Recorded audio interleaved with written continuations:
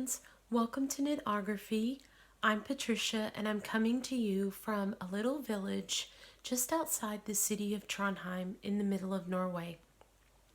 If you've been watching my previous vlogs, you might be wondering why we are inside, as this is not my typical location. For about a week and a half, I've been really ill, and it's taken them a while to really get to the bottom of what the problem has been. But anyway, I am on the mend now. I'm soon to be 48 hours without fever. So I'm just in recovery mode here at home. And I thought what I would do is just break up my vlog into two parts.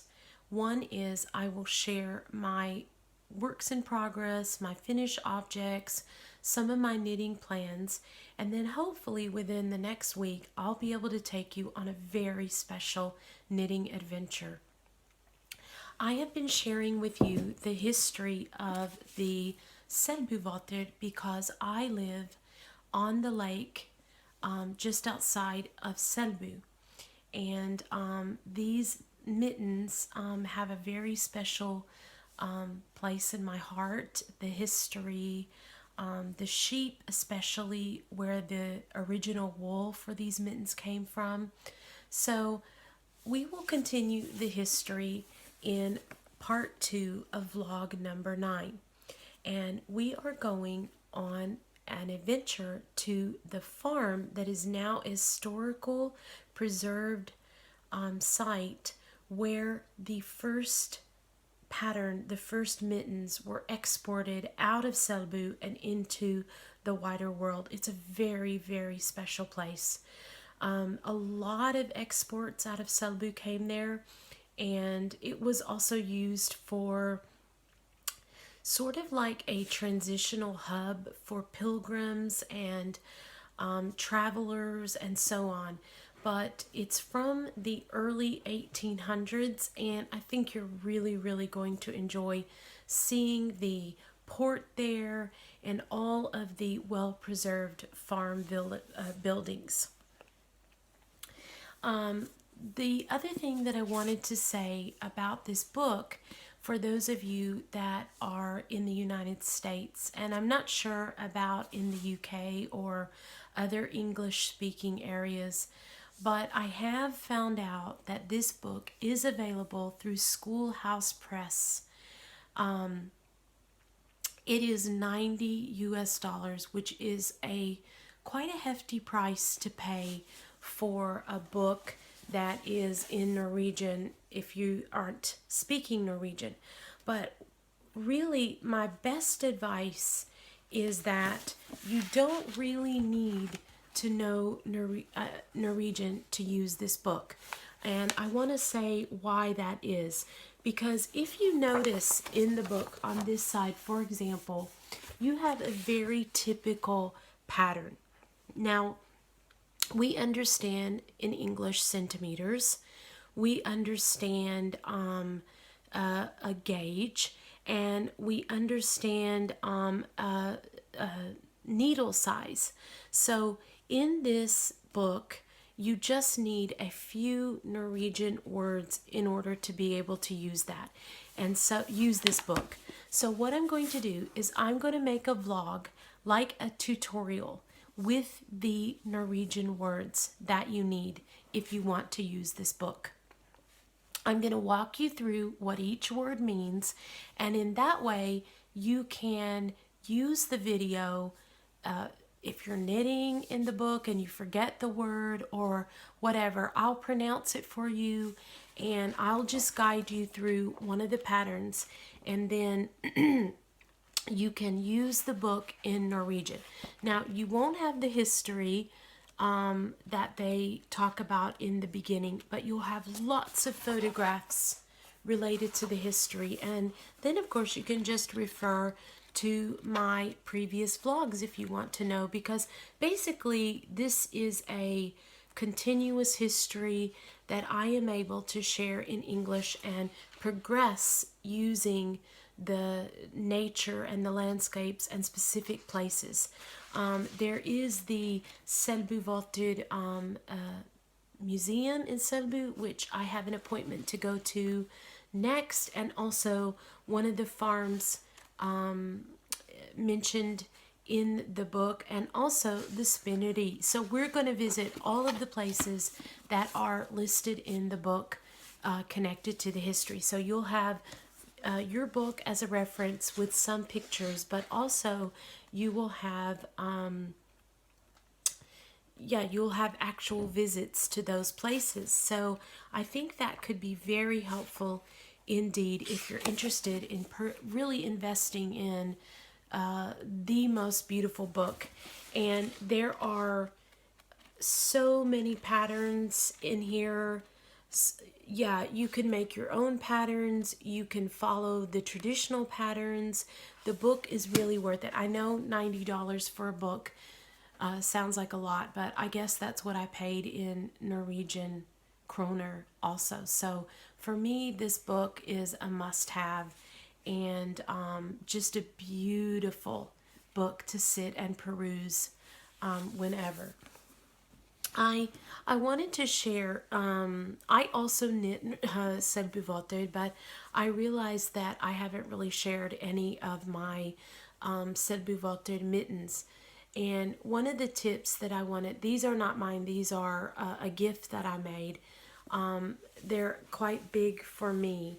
But one of the tips that I wanted to give you is that I used a very heavy DK wool when I made this mitten, because I just was learning. I just want to be able to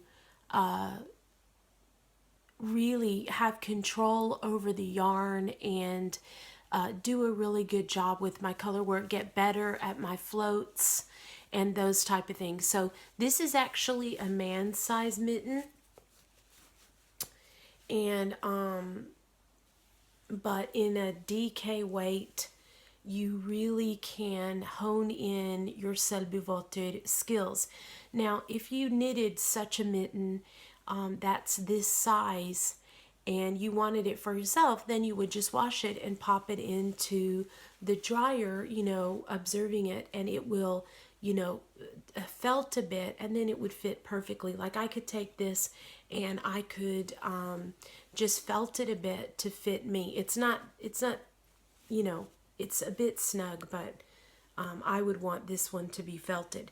So if you if you are knitting the mittens and you're learning and you just want to get better with all of the techniques that are incorporated in a Selbuvotter, then I just suggest that you use a worsted weight or a DK weight to really hone in your skills and then felt it down. You're not going to lose, you're going to gain some halo, but you're not going to lose the pattern.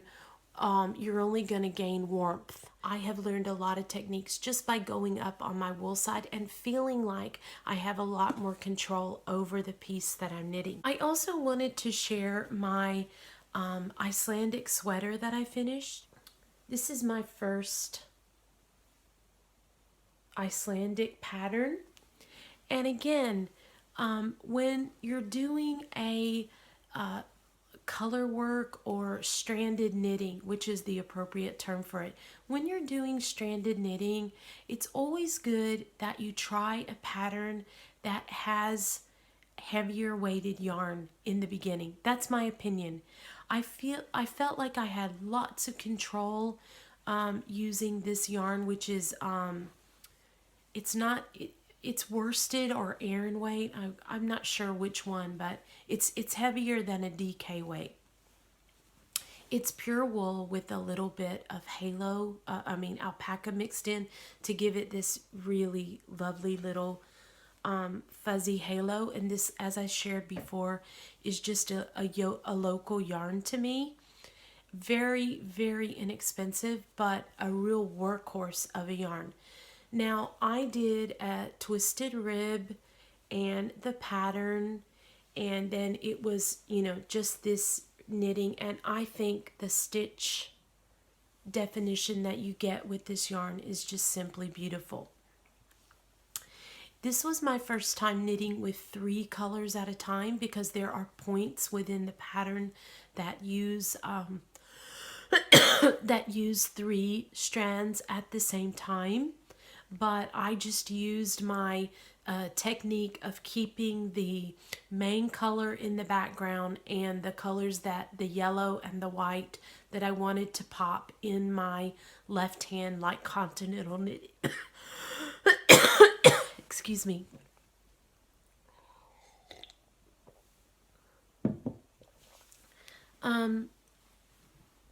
This is a very straightforward pattern.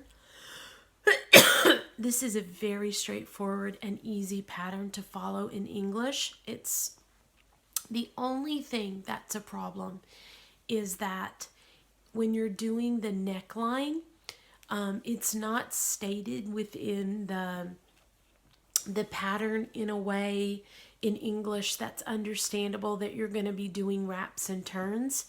And I actually just thought, okay, this is a new technique, because what she says is, you know, you're putting some stitches on another needle, and then you're just adding a stitch, adding a stitch, adding a stitch. And I followed the pattern as it was written, and it was a mess. It was just holes, and I ripped it back and I did it again, and then I just realized, wait a minute, she must be talking about the technique of wraps and turns.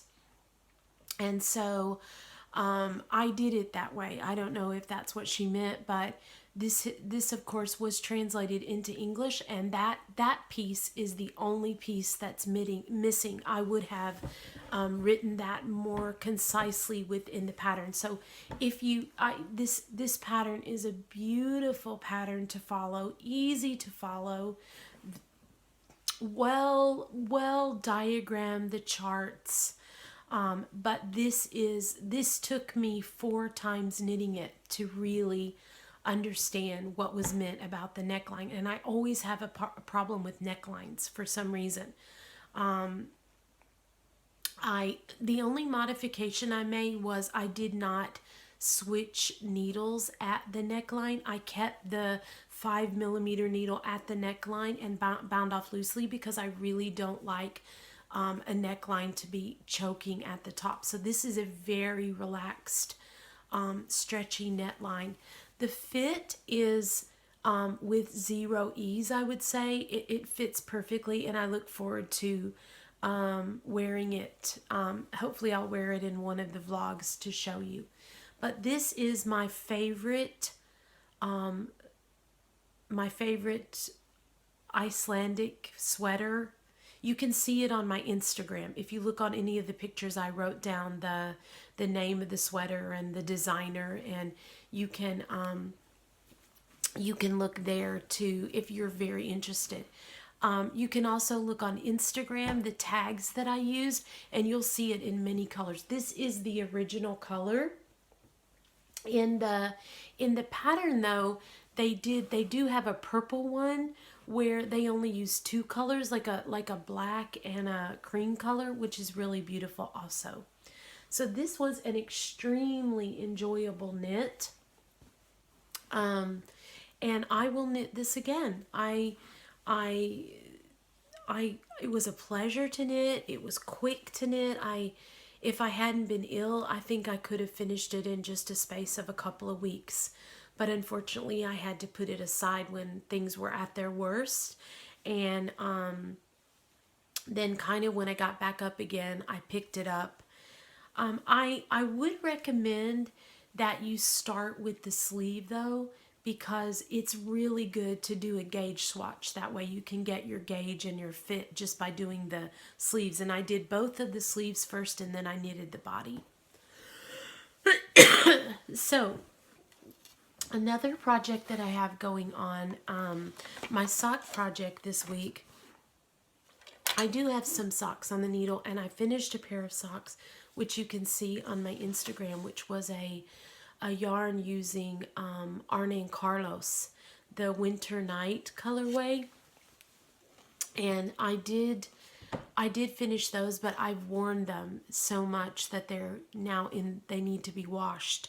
So one of the things that I wanted to show you was this sock. I've now finished the re-knitting of this sock. This is a sock that it needs to be washed, but my son, about 2 years ago, I knit him this pair of socks out of Oslo Micro Dyery BFL.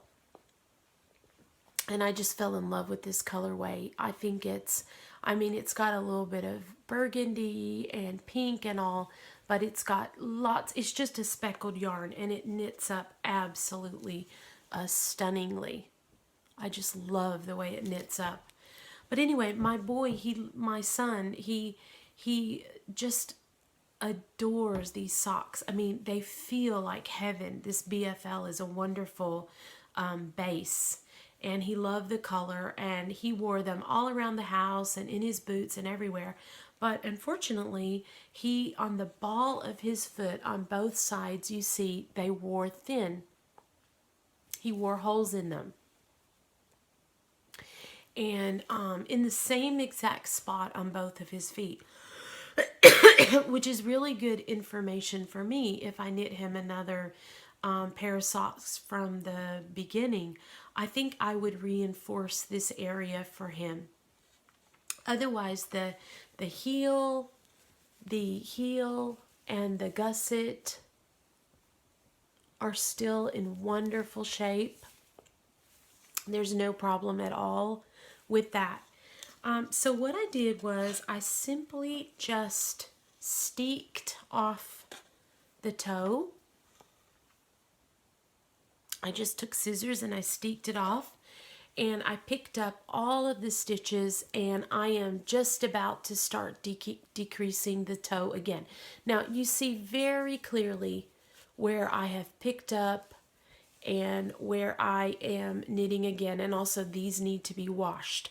But I am confident that when I wash these in the washing machine again, that the colors will blend in nicely, and it'll be just fine. So, in the beginning, he was really upset and thought, oh, we'll have to throw these socks away. And I really debated what to do because, especially on this one, it just looked impossible to be able to pick up the stitches and darn them, because I would have definitely done a darning. But this one was just worn so much that darning was just not an option. So I just cut the toes off, and just cut the toes off, and am knitting them up again, and saved the grams that I had left in my stash. And he's really, really excited. He's tried this one on, and it just fits perfectly, and looking forward to wash these. And I might share them again on my Instagram after I wash them, because as I say, you can really see the difference between the place where I picked up. The other project that I have going on is a new sweater, and you could see this also on my Instagram, but I'm working on the sleeves, and this is just a basic pullover by Thread and Ladle, the designers behind Thread and Ladle. All of this information is on my Instagram, but this is a pattern that has just along the sleeve this gorgeous little lace motif, and I've come quite far on the second sleeve, and it's a mindless knit.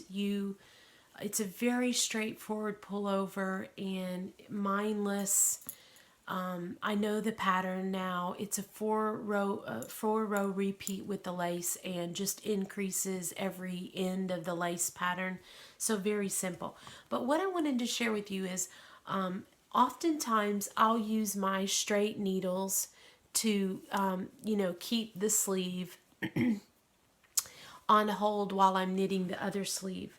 And my mom has sent me, really wanted to try these by Clover circular stitch holders. And this is the sleeve size. There's two sizes. There's a 9 to 16 inches, and there is a 24 to 36 inches, or a 23 centimeter to 41 centimeter. Again, they're by Clover. And this is the sleeve. The shorter one is for the sleeve, and this one is more for the body. But as you can see, it's got a little needle, just like a knitting needle here, and then it's got this little fastener made out of a, kind of like a foam, and you slip that on and hold your stitches in place. So I've really wanted to try those for when I'm knitting sleeves. I always tend to knit my sleeves first, and I'm not that, this isn't really good for carrying a project around in a bag. I usually do something like this and put it in the bag, but I'm really looking forward to using these holders so that I can, they're very flexible and gentle, and I can use them in the project bag to keep the project all together.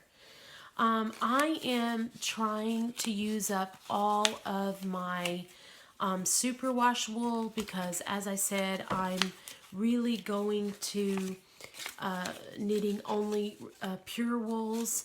But when I was a new knitter, and as I told you before, Madelinetosh is a yarn company that's from just outside of Dallas, where I'm from, and I love Madelinetosh wools. They're wonderful to knit with, but really when you live in Norway, in the kind of climate that I live in, you need pure wool. Superwash wool is fine, and I wear it, but I have a concerted effort that I really just want to knit with pure wools. But anyway, this one is a Superwash Merino Tosh Vintage, and it's in the Tern colorway, which is a very nice light dark tonal gray, and I'm enjoying knitting with it very much. I've had this in my stash for quite a long time. I have quite a few Madelinetosh sweater quantities, and I purchased this, and I'd like to use it. I used it for my previous sweater that I showed in the blog.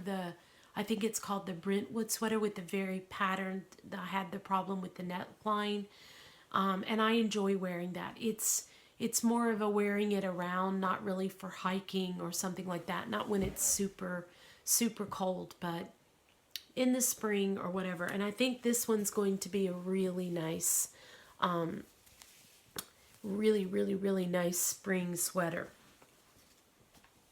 So speaking of pure wools, I finished my Rauma Finull, which is 100% Norwegian wool blanket that I showed you, that I had started before I became ill last year, and had put it aside, really lots of feelings, and but then I just decided to get it back out. I haven't been feeling well, and this is just garter stitch, a garter stitch rainbow, so it's just knitting back and forth with two colors, and this has been the perfect project for, just sitting in a chair or sitting in bed. And I wanted to add 2 more rainbow repeats before I cast off. I don't really know the dimensions yet. I'm going to measure it, but this blanket is quite large. It's the perfect kind of throw. And I actually have knitted this for our cabin, so I'm really looking forward to taking it there and having it, as on our couches. But as I shared on Instagram, I have just done a very basic. I don't know what this stitch is, but I got out my crochet hook, and I'm not a crocheter, but I wanted a real rectangular looking edging, and I found, yeah, a few things and read them, and then I just sort of made this up for the edging.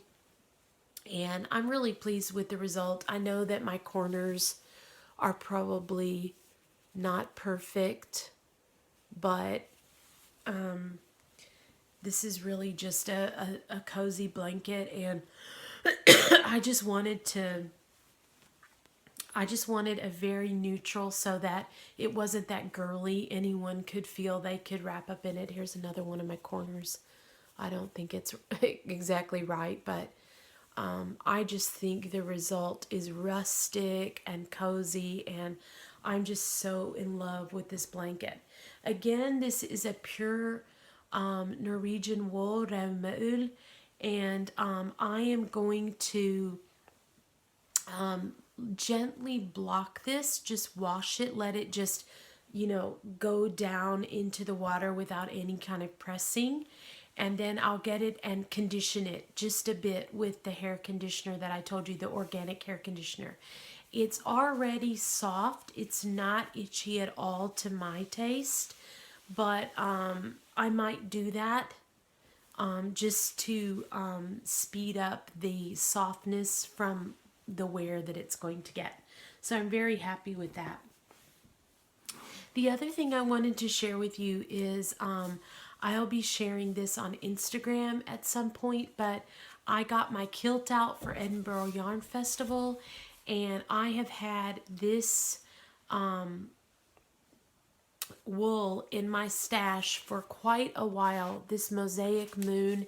It is from the Walt Disney movie Brave, when that movie came out, and I have in my stash, I have the red, and I have the blue color, and I have the turquoise, and I've had this in my stash because I wanted to knit something to go along with my kilt, because these are Scottish colors, and this just really matches my kilt.